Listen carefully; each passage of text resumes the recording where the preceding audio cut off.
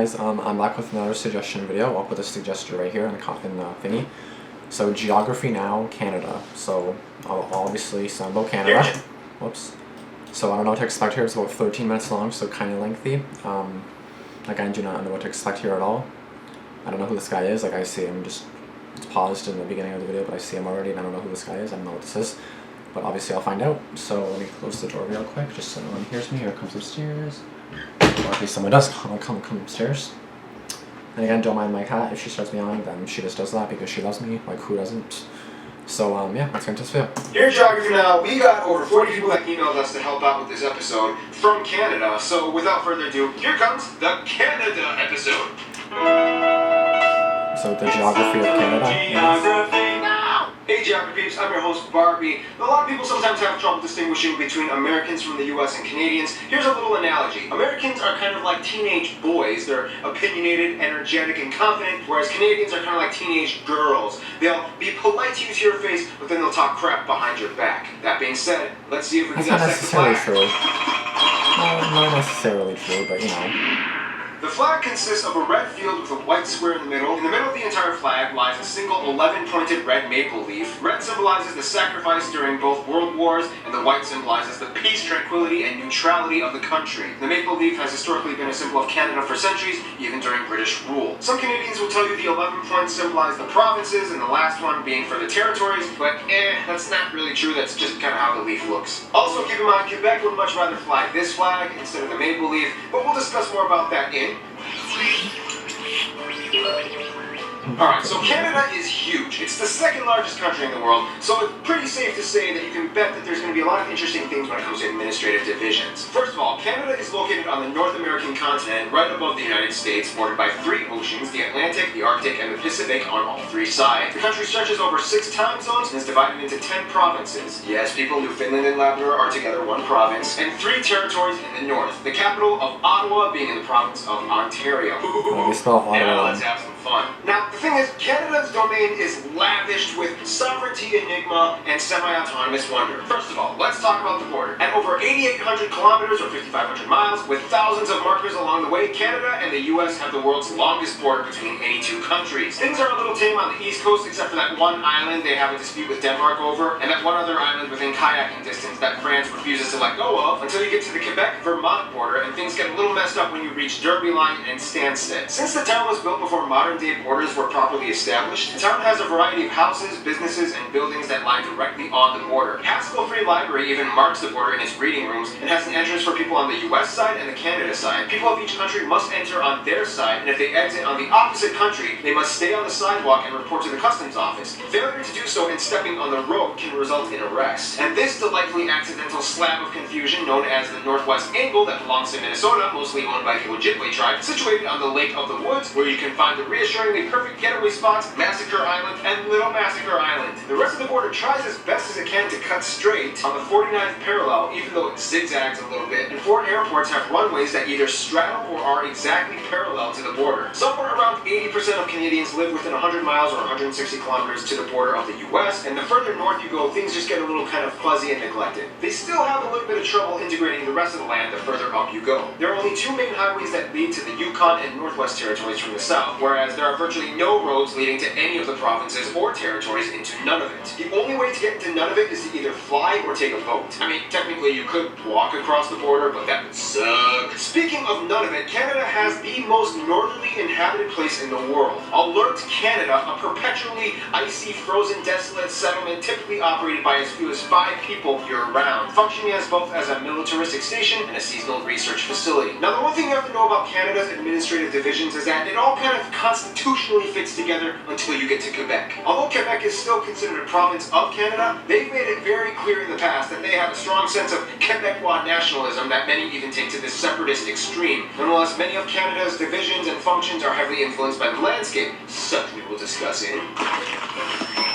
To me, Quebec is like France, so once again, in a way, Canada basically. is huge and often referred to as the Great White North. However, not all of Canada is a chilly Arctic tundra. First of all, Canada's physical features are built with a strange yet complementary mix of geological and meteorological Yes, that's a word. Meteorological? Score meteorological facets. Looking at Canada, one of the most notable features that sticks out would have to probably be the Hudson Bay. The second largest bay in the world after the Bay of Bengal, and the largest bay that freezes over in winter. This bay provides a drainage basin that hydrates about half of the entire country and a little bit of the northwest of the US. The strange thing is that the Hudson Bay actually sits on a gravitational anomaly in which gravity here is actually a little bit lower than the rest of the planet's average. It has to do with some kind of sciencey reason about ground convection, ice melt, rebound, yada yada yada. Hey guys, want to lose some weight? Try the new workout and diet trend, Hudson 90X. Our diet and workout plan includes going to the Hudson Bay! No, but seriously, almost nobody lives along the Hudson Bay. It's almost impossible to build roads with the rugged, splotchy rock landscape with too many ponds and lakes getting in the way for any straight highway to be built. Speaking of which, at around 2 to 3 million, it's actually speculated that around 60%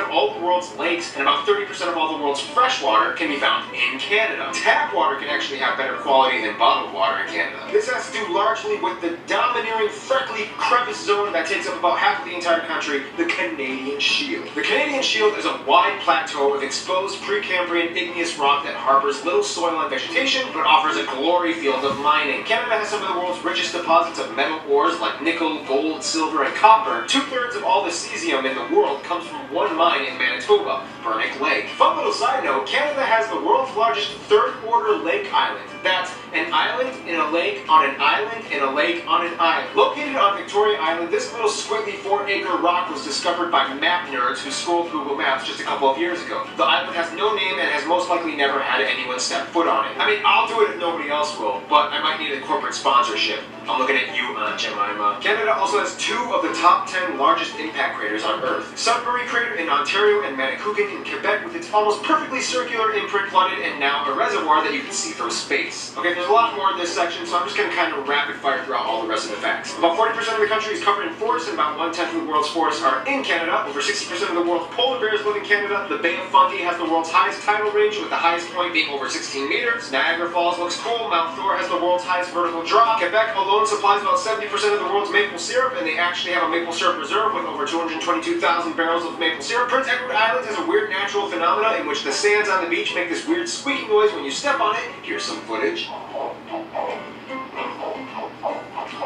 It's so weird. That's kind of cool though. The largest inland lakes, besides the ones shared with the U.S. on the Great Lakes, are the Great Bear and Great Slave Lakes, named after the slavey people. No, I'm not talking about slaves, I'm talking about the slavey people. There's a difference. What we'll discuss in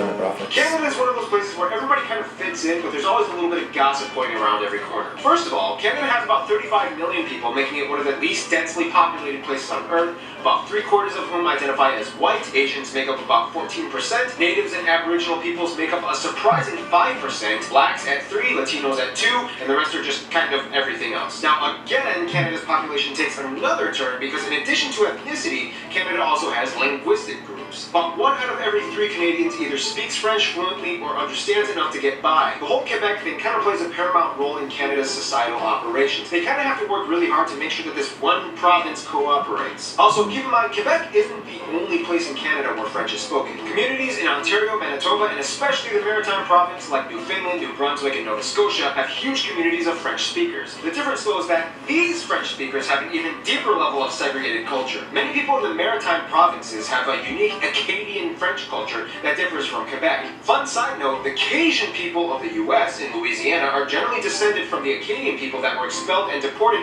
from these provinces by the British in the 1700s. Back then, the Louisiana Purchase didn't happen yet, so all of this area was still French. Yada yada yada, they came over and invented gumbo. So that's why Cajuns speak French, America, because Canada! Nonetheless, about 1 out of every 5 Canadians was born outside of Canada, making Canada pretty diverse, especially by US entertainment quota standards. Alright, toss in a black guy, an Asian girl, hey, why not throw in one of those Indian guys? Those people are trending these days, but make sure the lead is a handsome, attractive, rugged white guy. And this is where I want to make a Geography Now spotlight. Canada has a somewhat shrouded community of under-highlighted individuals that typically go unnoticed, even by Canadians. Sure, we can talk about Toronto, Vancouver, heck, even Calgary has some chips on the table, but nobody really gives these guys a chance. So Yukon, Northwest, Nunavut, I'm putting you guys on display. Altogether, the population of all three of these territories is only about 110,000 people, making it the most sparsely populated area of all of Canada. First of all, Indigenous peoples of Canada number about 850,000 and altogether have about 630 reservations speckled throughout the entire country. The largest reserves are located in these territories. Indigenous people in Canada are generally categorized into three separate groups. The First Nations, the Métis, and the Inuit. The Métis are mixed-race Indigenous, the First Nations are generally southern tribes that typically live in forested areas, and the Inuit are straight-up Arctic folk. Here's how you can kind of distinguish the three territories. Yukon is predominantly white. The Northwestern Territories has a lot of First Nation tribes, like the Slavey people who can be found close to the Great Slave Lake, although many of them prefer to be called the Dene. Cool side note, the Navajo tribe in the US to some extent trace their heritage to these people. See how everything is connected, people? Finally, we reached Nunavut, which is almost exclusively Inuit. The Northwest Territories and Nunavut actually used to be part of the same territory, but then in 1999, Nunavut was like, I ain't having none of it, and became its own thing. No, but seriously, Inuit culture is one of the most underrated and culturally fascinating things you'll ever encounter. They speak Inuktitut, a cousin of the Greenlandic language. They can pretty much understand each other, and they have their own written script that you can find on street signs and traffic posts. They have a long history of vibrant traditions, rituals, games, music, and even cuisine. If you ever come here, make sure you try some whale blubber and watch a throat game song, which looks like this. What a great way to make friends. Which takes us to Canada is friends with everyone. The end. Nah, okay, let's elaborate just a little bit more. Okay, so Canada does kind of typically maintain a foreign policy that does encourage diplomacy outreach to pretty much every country that they can grab at. Heck, they even had good times with Cuba after the U.S. put an embargo on them. Nonetheless, Canada's relations kind of typically shadow those of the U.S. Allies with the same allies and opponents with the same opponents. I mean, have you seen the movie Argo? First of all, Canada is not only part of the Commonwealth, but the Commonwealth realm. Yes, there's a difference. So in general, they pretty much get along with everything that was once part of the British Empire. Then you get the Francophone countries that also gel well with Canada as well. The funny thing is, although the U.S. complains about the immigration procedures of Mexicans into the U.S., Canada is actually trying to coerce and entice Mexicans to come in. With its low birth rate and a need for a bigger workforce to assist the aging population, Canada has relaxed its immigration and visa policies in order to gain skilled workers, specifically from the Central American regions. Flyers and advertisements are spread all over Mexico, encouraging them to move in. Of course, when it comes to those closest to them, Canada does have their top pick: the United States. Some say Canada is like the little brother of the U.S., some say it's like the best friend, but in all honesty, Canada and the US are kind of like teenage high school sweethearts. Canadians and Americans have been there for each other since day one. The US is the largest export and business partner of Canada and shares the closest diplomatic ties both nationalistically and militaristically. The difference between Canadians and Americans, though, is that Americans gained their independence by force, whereas Canadians by diplomacy. American immigration policy is like a melting pot where people are kind of expected to assimilate, whereas Canadian foreign policy is kind of like a mosaic. People are encouraged to be distinct culturally. In all honesty though, they are kind of like a cute little teenage boyfriend-girlfriend couple. Sometimes they like to poke fun at each other, but at the end of the day, they're totally dating and they're totally making out with each other in the back of the movie theaters. In conclusion, Canada, you little sweet GQ, I'll pick you up at 7. We're going out for some pancakes on that island, in a lake, on an island, in a lake, on an island. Stay tuned, Cape Verde is coming up next. Dang. Alright. That was interesting. So basically just kind of like a little about Canada type thing. Kind of like the 101 Facts About Canada that I just watched today. So like the same day that I watched this, I watched the 101 Facts About Canada earlier today. That's probably been out for a few days now, but I filmed both of them today. But that was definitely interesting. Obviously, I don't know exactly what to say to it, just because like a lot of it was like some of it I did hear from the 101 Facts, and like some of it, a lot of it, I probably like half of it, if not more, I probably didn't even know myself. So it's kind of cool to like learn more about your own country, like the history, the present, you know, or yeah, like the history, the past, you know, the present, whatever, you know. Pretty cool just to like know, you know, like even in school you kind of like learn like some stuff about this, and like yeah, I know Canada's like really diverse, and you know, we're known as like a boot.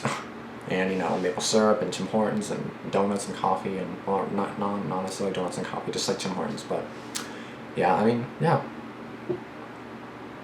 Canada. Eh? That's gonna be it for this video. If you guys are from Canada, like you should tell me what like. I actually wonder how old a lot of you are. So like, if you guys are like regular watchers or viewers, how do I say watchers? If you guys are regular viewers, you should comment like your age, where you're from, because like I'm actually really curious like where you're from, like where you're watching from. I know some people do that too. So like comment where you guys are from. I guess from America. I think a lot. I think on my stats it says like majority like 75% of you are from America, I believe, which is kind of crazy because like wow. So hi America. But yeah, comment where you're from. Comment your age because I'm really curious your ages too.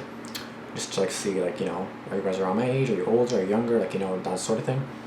So if you guys are still here right now, comment your age and yeah, like you guys know I'm 20, right? So I've mentioned that like a couple times. So yeah, that's gonna be it for this video. Thank you guys for watching and I'll see you guys in this one. Thanks for watching. Peace out.